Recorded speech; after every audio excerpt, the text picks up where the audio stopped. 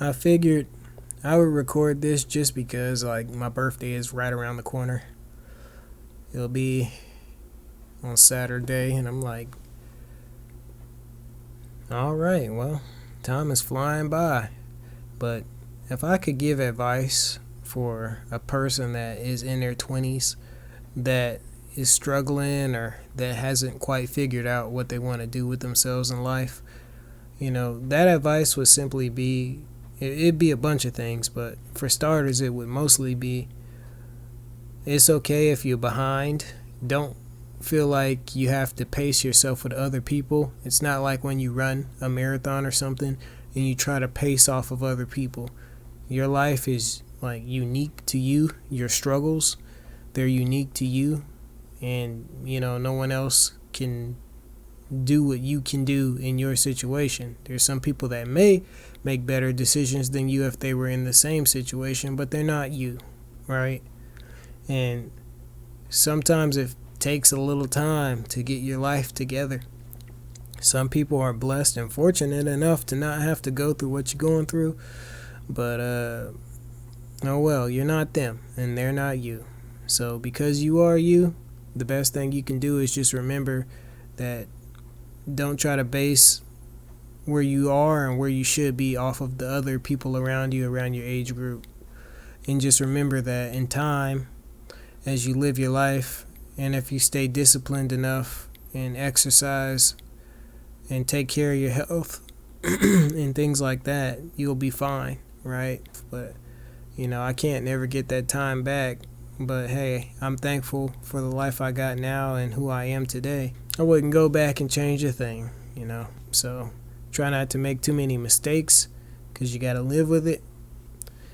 And just remember, as you approach your maybe mid-20s or late 20s, hopefully by that point you're starting to get things together and you can look back at all the stuff you've been through and be proud of yourself, And if you're still struggling as you get towards your late 20s, then just remember it may take a little longer for you, but don't give up.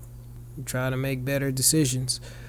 If you have a major setback, it's okay. Just try to roll with the punches and keep going, Never just give up. Because like I said, I went through a lot myself, man. I have fell off plenty of times. Went from having a job, car, a place, feeling on top of the world to living in an abandoned house. Stuff happened. But now I'm okay again. But I'll never forget that just because you got it going on right now doesn't mean something could happen and derail you. And it's even worse as you get older. So you definitely don't want to be derailed as an adult, like in your 30s. An adult in your 20s, you got wiggle room for error. The older you get, the less room you have for mistakes. The more taxing it's going to be on you if you make those mistakes. So, take it also as a blessing that you're getting those stupid mistakes out the way at an earlier age.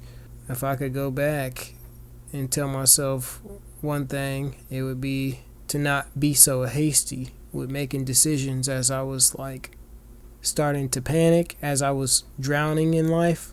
You would make the quickest decisions you could possibly make, right? Just to escape the situation. Bad idea. Sometimes it just made things worse or hurt you in the long run. A good example being like a title loan or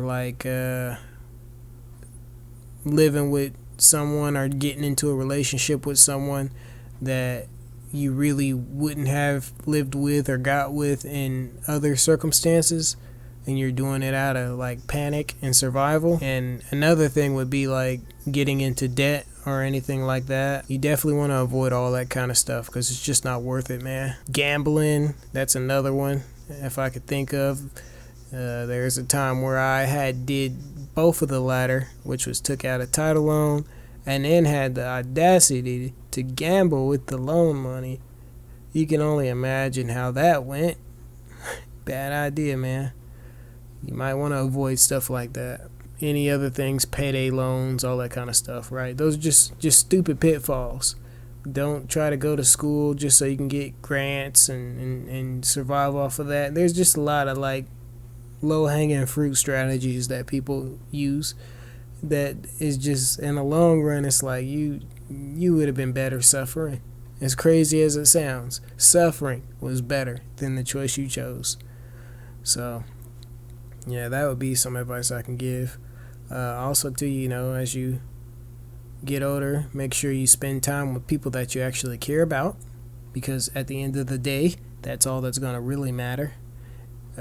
Everything else isn't going to matter. There's going to be people that come and go out of your life, but the people that care about you, that make sacrifices for you, or that have made sacrifices for you, or that have always been there for you to the best of their ability, right? Because people can't always be there for you the way you want them to be, and it's no fault of their own. You need to blame yourself first for putting others in bad situations because you're making bad choices.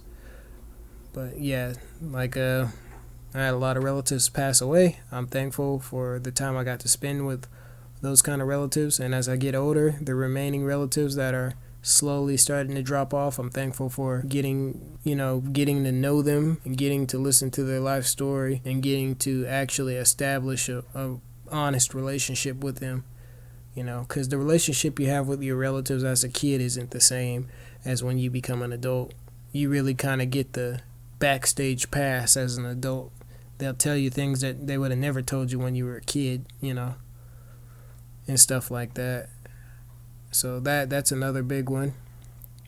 Yeah, if you have a friend circle, don't let them misuse you or mistreat you, and don't be a burden to your friends. Try to maintain those relationships.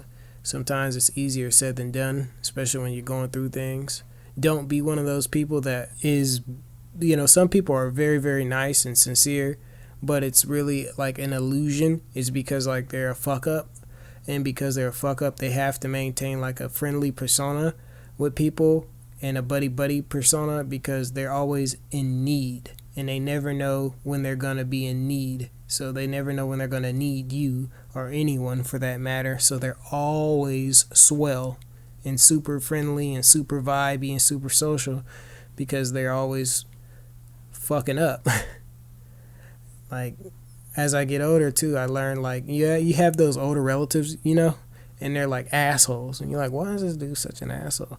Well, the reason why he's such an asshole is because he doesn't have to pretend to be nicer than he is, because he doesn't need shit from anyone, because he's established, versus the person that's like always super friendly, but every time you look at them, they're like making the worst possible decision in life they could possibly make. So that's another thing. Don't let any job treat you like shit, but make sure you have another job before you leave your job. That's a big mistake I've made a lot of in my life. I always would just say, fuck this job. I was treating jobs like a girl that jumps in and out of relationships, like 1 week she's with this dude and he says something she didn't like, or did something she didn't like, or whatever. Next thing you know, you look up, she's with this dude. And the next thing you know, you look up, she's with that. I was just jumping from job to job to job to job to job without hesitation. Let me go in there and see people looking at me weird, or someone being racist or anything like that. Okay, Friday comes, guess what? When I clock out, I ain't clocking back in. Next. And I was doing that for years. People would ask me what I did for a living, and I would joke and say, I'm a professional job hopper. And they'd look at me crazy. But I don't give a fuck. I was telling the truth. Shit, I go places, just enough to keep me from getting evicted, But eventually I found 2 jobs and a side hustle that was ultimately perfect for me and my personality type, and the environment was great. There was no brown nosing or backstabbing. There's always going to be some lame people, but the way the jobs are so flexible, you don't really have to engage or be around those kind of people for too long. So it worked out for me. And that's the last piece of advice I'll give is, yes, you can do a job to make ends meet, but ultimately, if you're going to work, because we all can't escape the matrix, right? But if you're gonna work, which you should, work somewhere that doesn't feel like a job. You hear people say that, and you really, it kind of goes in one ear and out the other until you actually do it. When you do something that doesn't feel like a chore or a job, it really isn't the same. It's not. And as a professional job hopper, I've lost count of how many jobs I had, 30, 40, I don't know, right? I was just everywhere. I'm talking custodial work, cashier, warehouse worker, forklift driver, packing plant worker, you name it, man. If I didn't say construction or any of that, masonry work, all that junk, man, all over the place, bro. I was everywhere. Everywhere and nowhere all at the same time. And compared to, like I say, doing what I do now, it's a day and night difference, man. I'm way more comfortable doing what I do. Like, yeah, if these videos end up working out, that's cool too. We'll just add that as like a bit of side money or something, right? But yeah, I don't hate what I do every day when I wake up like, oh, I can't, if that's how you feel, you probably really shouldn't be there. Because every time I go somewhere and I see someone incredibly upset, and it seems like they're like that every time I come to the establishment, it tells me you shouldn't be working there. Like, why are you even here? Like, you hate it here. Like, that's ridiculous. Find you another job. Now, I do get that some people may not have the opportunity to do that, and that's understandable. And for those people, their hate is justified. But if you can, you absolutely should. It makes no sense. If you're in a relationship that you hate, why are you still there? You have no reason to be there. If I didn't do it, I had nowhere to go. Once again, I already said this already. That's a mistake. You need to right that wrong. Do not live with someone just for survival.